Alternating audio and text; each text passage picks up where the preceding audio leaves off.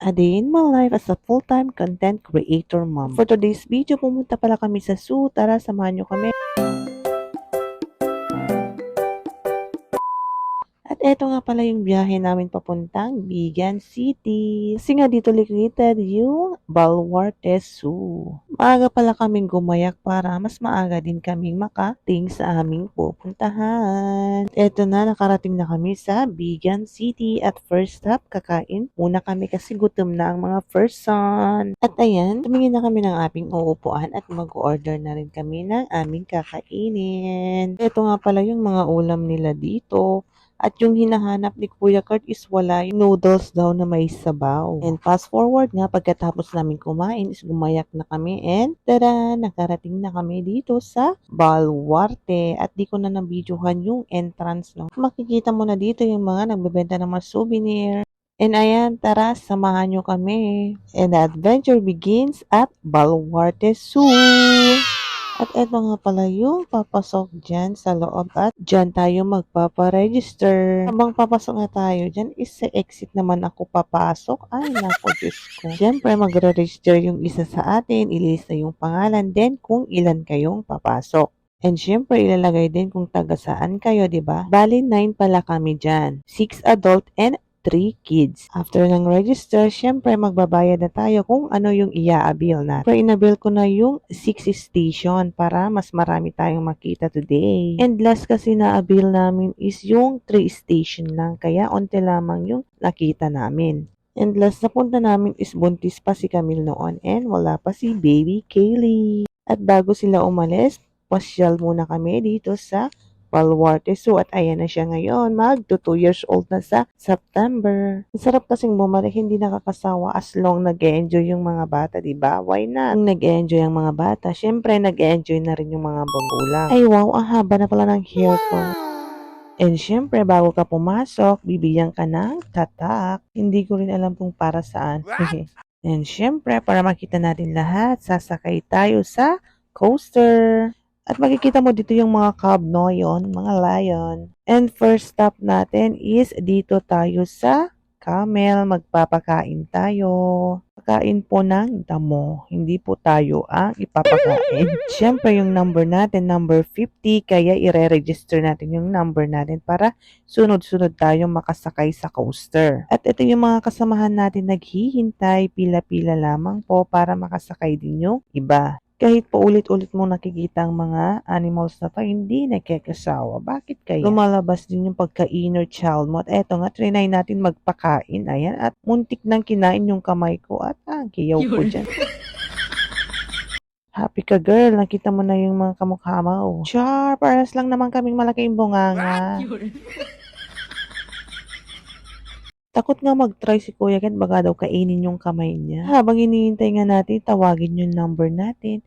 Ayan, magpapakain muna tayo ng camel. At eto nga rin si Mare, medyo takot din yan, kaya hindi nagpakain. Baka daw siya yung kainin ng camel kasi ang laki ng bunganga. At ayan nga, ang Mare nyo nag-e-explain habang magpapakain ng camel. Ayan, eto nga si Aling Maliit. Takot na takot. Siyempre, i-record natin yung mga reaction ng batang to. Tapos ipapakita natin yan paglaki niya, char. At tamang pakyut din si Kuya Kurt dito. And malapit na tayo, kaya tayo nakaupo dito. At eto nga, malawak-lawak pa yung lalakbayin natin. Wow, lalakbayin talaga ha.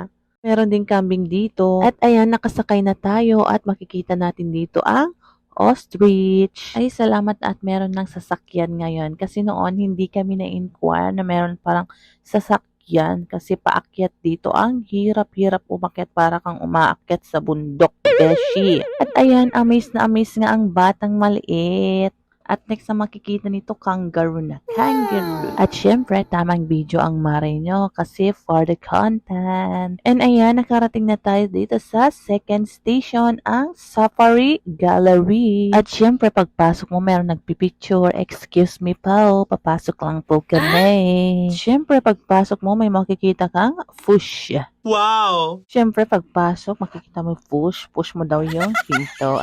And tadan, makikita mo yung mga nahuli ni Sir Chapit Singson at karamihan nga dito is mga wild animals. At super amazed ang mga bata sa mga nakikita nila sa Sa dami ba naman nito, hindi mo akalain kung may isang buhay dito, mapapatakbo ka talaga dito. At eto nga rin, napakalaking elepante, parang totoo. Parang totoong buhay. At ayan, super enjoy nga ni Kuya Ken. At ayan, napapangiti na lang siya pag tinatawag ko. At napa-thumbs up pa. At eto ang isa, parang buhay na buhay, oh, kung makatitig naman. At dahil nga hindi pwedeng hawakan, itutok na lang natin itong camera natin para mabidyohan natin sila ng malapitan. Naman nung nakpekidi nga agbo-voice over, hindi ka atidog na mo't deto nga mini vlog nga mina. Lakat ure mo't bakit tayo nakat nag-enjoy nakmat anang kita mo't kadigiti anak ulo mo't nga kastaunay mo't nakasabit nga ulo mo't ditoy. Sabal-sabali nga class-klase ti animal di gitoy. Naala ka no ni Sir Chabit Singh ni sabali nga bansa di gitoy daduma. Dapay aso kang pusa dito ni wow kung kuna dapay kit din. Alakit nakita mo maneri ka pa daktingiwat dito yan eh daktakkel man ang Diyos ko. Makamukay latamat mangbasan amari di kita nagantian animal dita ka tsakpat unay mabasan eh. Ported pa nga puspusan sa digita ni madatig gigisat sara na neto yung kaslampit na si Bibiaga. Deta lang mo't ano kumir update o tartarayak mo't nga nasigaw. At pasensya na mga mare kasi nag-iilok ano na yung mare nyo kasi nga agod na po yung bunganga na mare nyo kaya nag-iilokan na siya para mabilisan na po yung pagbo-voice over natin. Anyway, Tagalog ulit tayo mga mare. Nga mga mare, nakakaabot na kung saan-saan ang video natin. Kaya kailangan natin mag-Tagalog para naman maintindihan ng mga nanonood sa atin, di ba? Yung tigdere dito, ninulma rin parang yung mukha ni Sir Chabit Simpson. At mapapakanta ka talaga ng I am the eye of the tide. Yan lang muna mare, no? At baka umulan dito sa amin. Diyos ko. At meron din ditong crocodile at meron din silang oso. Oh, parang totoo, di ba? Yan. I mean, parang buhay pala mga mare. Ayun. At eto, pwedeng ibenta tong crocodile na to. Pwedeng gawing bag or belt, di ba mga mare? Ganun. At paglabas natin sa Safari Gallery, makikita mo dito ang white lion. Parang hindi to, di ba? Pero paglapit mo, rawr!